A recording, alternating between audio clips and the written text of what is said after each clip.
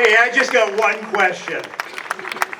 After the marathon, are we still Boston strong? Come on!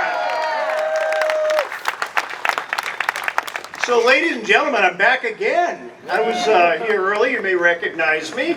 I'm Brigadier General Greg Smith. I was the commander of the Massachusetts Army National Guard for several years. I am also a member of National Security Leaders for America, a national organization that is profoundly securing our democracy, standing up for the Constitution and the rights of all Americans. And it's important to know that the headquarters in Washington is very aware and fully supportive and fully encouraging of everything we're doing in Boston today. So thank you all for stepping out this afternoon. Now, I'm not really here as a general, but there is one general thing I gotta do. So when you get to be a general, they tell you you can have your very own coin made up. Now, do they pay for it? No, but you get to have the coin made up. So anyway, I had this coin made up. Now I gotta warn you, if you get one of these, if you put it in a vending machine, not gonna get you much. But anyway, here it is. So it's got my name on one side, and on the other side it's got a Minuteman, because that's who we are in Massachusetts. We are the Minutemen. We stand ready. It's got a snowflake. Now that's not because I'm a snowflake. Some people have said that. But I got called out for quite a few blizzards, hurricanes, floods, weather in New England. You know how it goes. And it's got a shamrock. And the shamrock is there in memory of my ancestors who were illiterate Irish immigrants who came to the city of Boston at the time of the Civil War. They quickly donned blue uniforms, and my great-great-great-grandfather met his end at the Battle of the Wilderness. Now, being a poor Irish immigrant, they didn't know what to do with his body, so they buried him on Robert E. Lee's front lawn. Some of you may recognize that that place is now called Arlington National Cemetery. Anyway, at the bottom of my coin are some very strange words. They look like something out of Harry Potter. It says, Fog Abala. Fog Abala is the Irish language for lead the way. Does that sound familiar, Sergeant Moses, huh? Anyway, we have a guest today. We have a guest who's with us, who's traveled a long way to be with us. I've only known him for a short time, but I gotta tell you, I admire him. Because since he's left the Army, he's standing for United States Congress in Georgia to get rid of a disgrace, Marjorie Taylor Greene.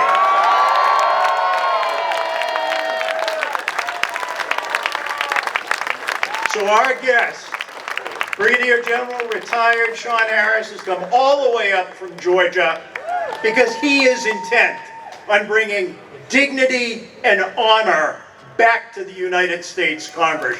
Sean, I'd like to present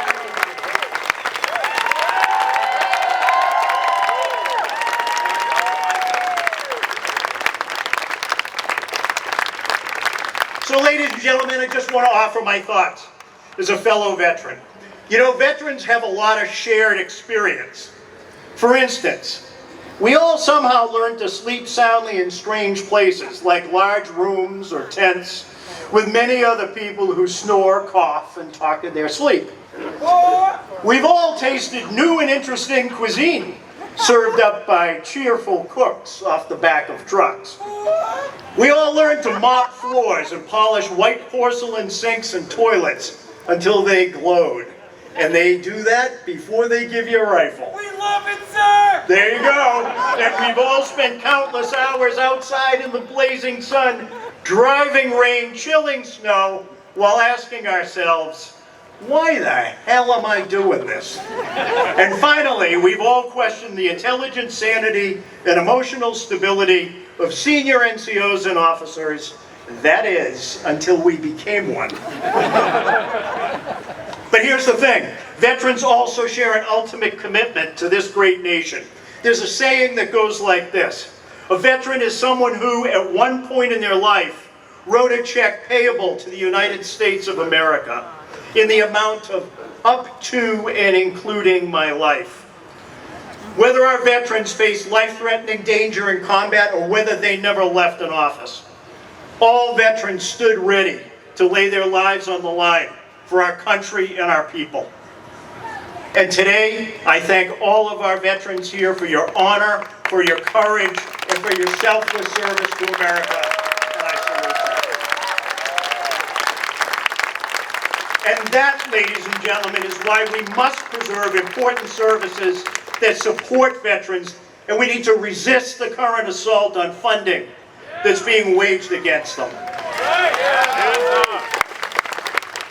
Today, our veterans and all of us stand shoulder to shoulder with American heroes across the ages, like the Civil War veterans of the heroic 54th Massachusetts, commemorated by that iconic monument up the hill.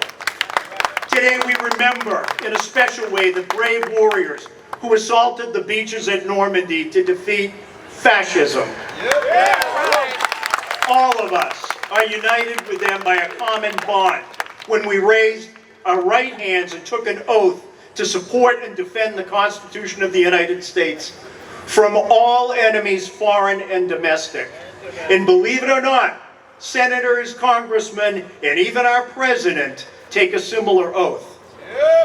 We know that an oath has no expiration date. It's a promise that never expires. The oath that many of us swore as teenagers still binds us with a responsibility to defend the Constitution. Yes. General Mark Milley, a proud son of Massachusetts, I might add. All right, said in his farewell speech, and I quote him, "We don't take an oath to an individual. We take an oath to the Constitution. And we take an oath to the idea that it is America, and we're willing to die to protect it."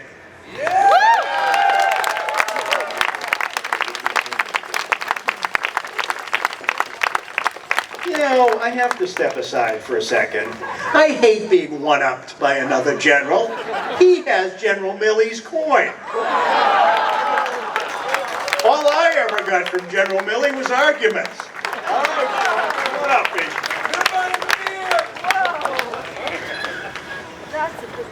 We took our oath to the Constitution.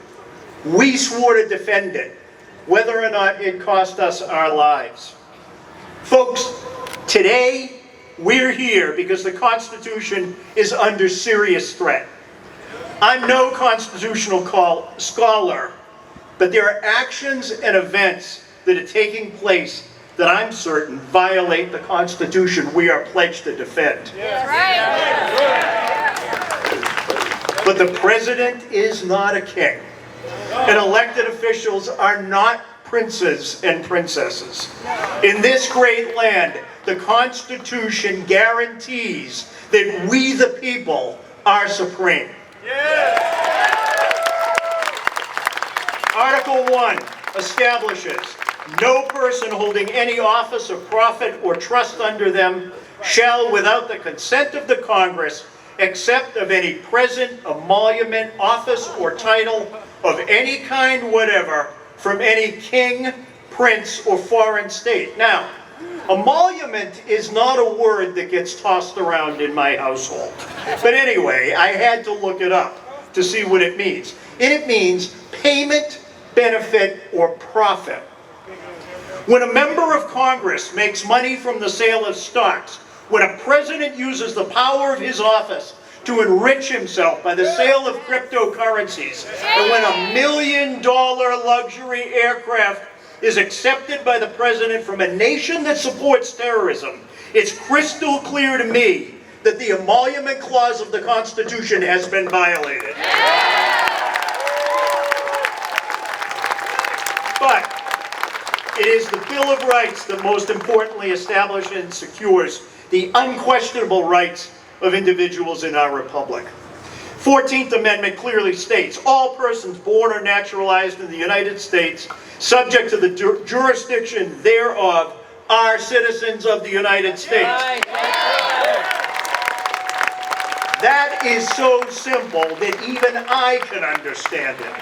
But the current occupant of the White House believes he can disenfranchise generations of newly born citizens because he doesn't like the language their parents speak, their country of origin, or the color of their skin. Birthright citizenship is the law of this land, and no president is empowered to abolish it.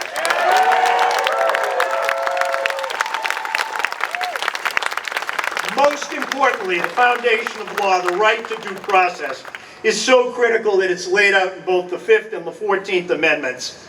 5th Amendment states, no person shall be held to answer for capital or otherwise crime or be deprived of life, liberty, or property without due process of law. That wording is quite clear in that it applies to everyone. The right to due process is not restricted to American citizens. No, the Constitution states that due process is a right that must be provided to all persons in this country. Whether they are immigrants, whether they are Spanish speakers, whether they're unemployed, whether they're unhoused, whether they're LGBTQ folks, or whether they're Democrats or anyone who disagrees with the president. Due process is a right for everyone in this country.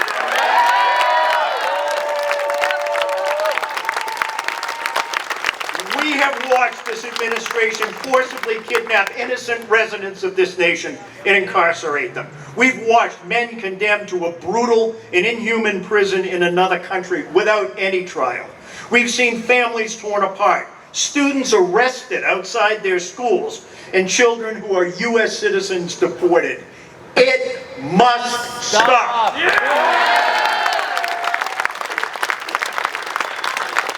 As American patriots and veterans, it's time for us to honor our oath to support and defend the Constitution. But our actions must be within the law, without resorting to violence. Many of us have seen how political violence victimizes the innocent. Right here on the streets of Boston in 2013, we all witnessed how political violence killed innocent bystanders and maimed hundreds of others who had no connection to politics. We see how senseless political violence has victimized innocent members of the Jewish community in Washington, D.C. and Boulder, Colorado. And we also saw how political violence jeopardized and disrupted the exercise of legitimate government when insurgents assaulted the Capitol on January 6, 2021.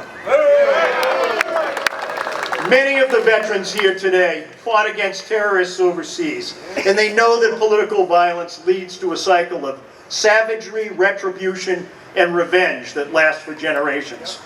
While we must defend the Constitution now, we must respect the rule of law and condemn all forms of political violence.